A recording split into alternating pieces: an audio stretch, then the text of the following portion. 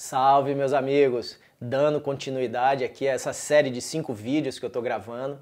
Hoje eu vou falar sobre a caverna de Embudo, que eu passei 90 dias lá dentro daquela caverna.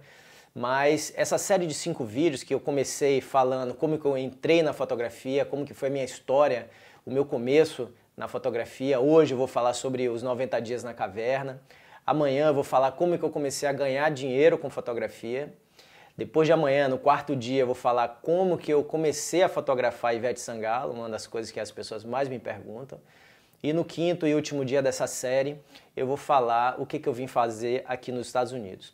O objetivo dessa série de 5 vídeos é que de alguma forma eu possa assim, incentivar você, inspirar você, para você ver que as dificuldades que eu atravessei na minha vida, eu venci, e que as dificuldades elas existem para qualquer um, e que para você com certeza não vai ser diferente. E essas dificuldades elas foram feitas para a gente vencer. Então, eu espero que você goste desse vídeo de hoje. Foram muitas aventuras lá dentro daquela caverna, foram momentos assim muito intensos que eu passei na minha vida. E eu espero que você goste, que você possa de alguma forma aprender alguma coisa e se incentivar para também querer se focar mais no seu objetivo de ser fotógrafo. Beleza? É isso aí, então vamos lá.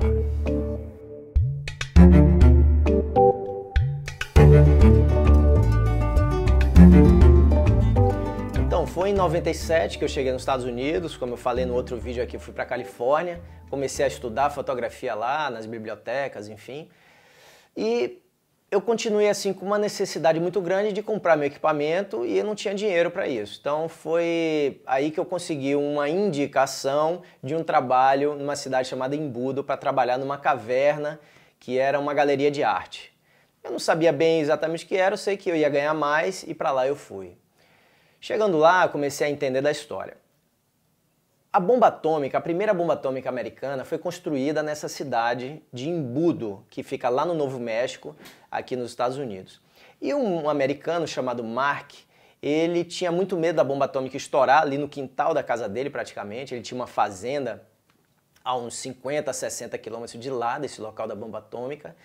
E ele começou a construir um buraco atrás da casa dele. A casa dele ficava no pé de uma montanha, que é uma região de cadeia de montanhas que eles chamam de rocha vulcânica.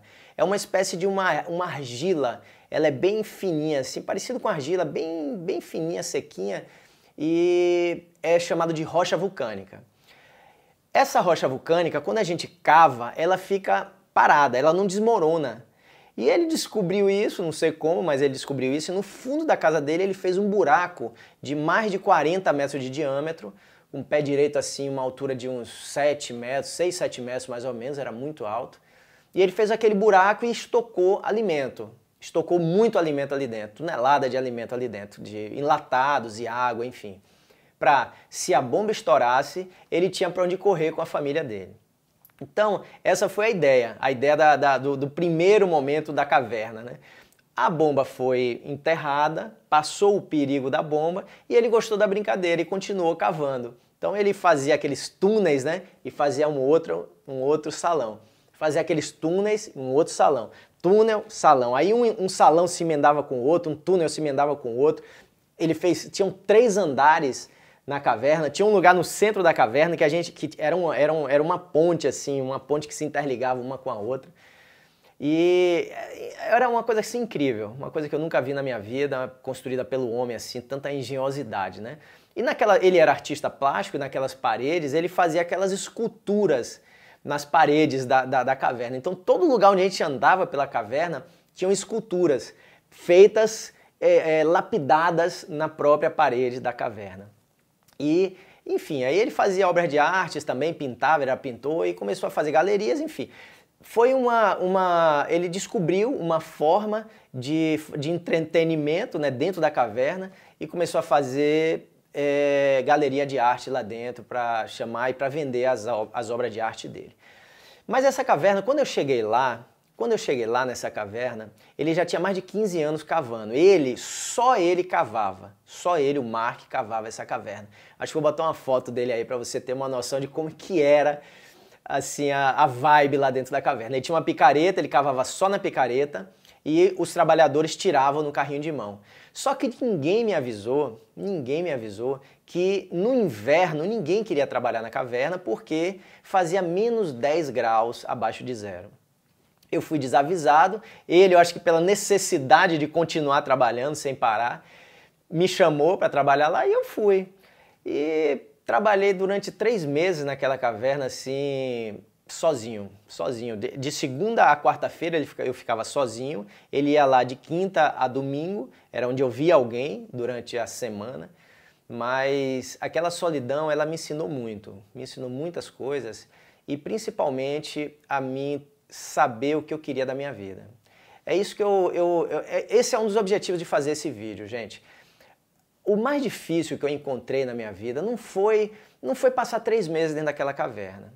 Foi uma das coisas mais difíceis que eu já fiz na minha vida, mas não foi o mais difícil. O mais difícil de tudo, e é o que eu acho que falta às pessoas, principalmente aos jovens que estão querendo começar a fotografar, já que esse papo nosso aqui é sobre fotografia, não só os jovens, mas principalmente aos jovens, mas os que já estão na fotografia também, é ter foco.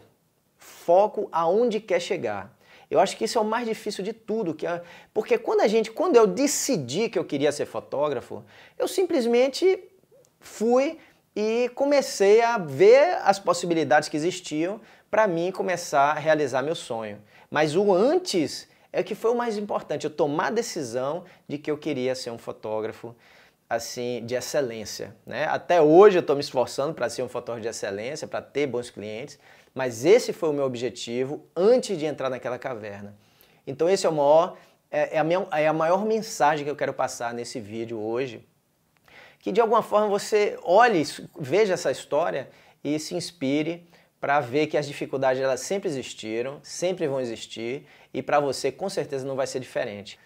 Então, dentro daquela solidão, muitas vezes eu tive vontade de desistir, de ir para a cidade, conseguir um trabalho mais fácil, até de auxiliar de pedreiro seria com certeza muito mais fácil, muito mais simples de executar o trabalho, porque além da solidão que eu vivi dentro daquela caverna, existia o perigo, né? Porque é região de terremoto, então eu tinha muito medo de um terremoto, de ficar soterrado lá dentro. Era um desespero quase que constante, né? Mas aos pouquinhos eu fui me acostumando, fui trabalhando com aquilo e eu fui aprendendo a ter mais disciplina. Uma das coisas, por exemplo, para mim dormir, né? Um dos aprendizados com relação à disciplina é que até uma história interessante. Então eu dormia lá fora nas casinhas dos trabalhadores que tinha lá fora, só que a lareira era muito pequena.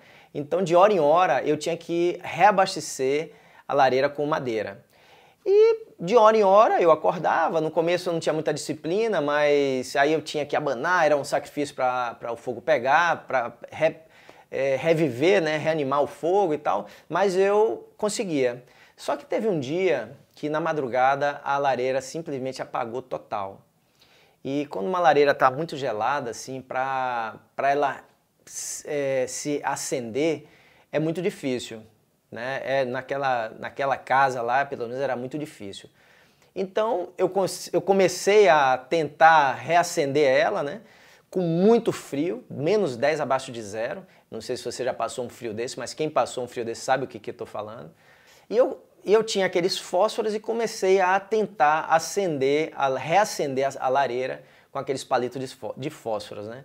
Mas eu risquei simplesmente praticamente todos os palitos e já estava acabando, o desespero já estava tomando conta de mim, porque eu estava vendo que não ia acender aquela lareira. E no último palito, eu consegui acender e consegui reacender aquela lareira. Então a lição assim desse palito de fósforo, né, desse episódio simples, mas para mim muito significativo, é que a gente não deve desistir dos nossos sonhos, a gente não deve desistir dos nossos objetivos. Deve tentar até o último, literalmente, palito de fósforo que a gente tiver na nossa caixa. Então, outra história assim, interessante que aconteceu lá naquela caverna foi o seguinte. Eu fiquei muito tempo sozinho, fiquei 3 meses lá sozinho, né, sem escutar ninguém, praticamente só de quinta a domingo que o Mark ia para lá e tinha um companheiro para a gente trocar uma ideia. Só que ele falava inglês, falava alguma coisa em português, então a gente se comunicava muito pouco, na verdade, né?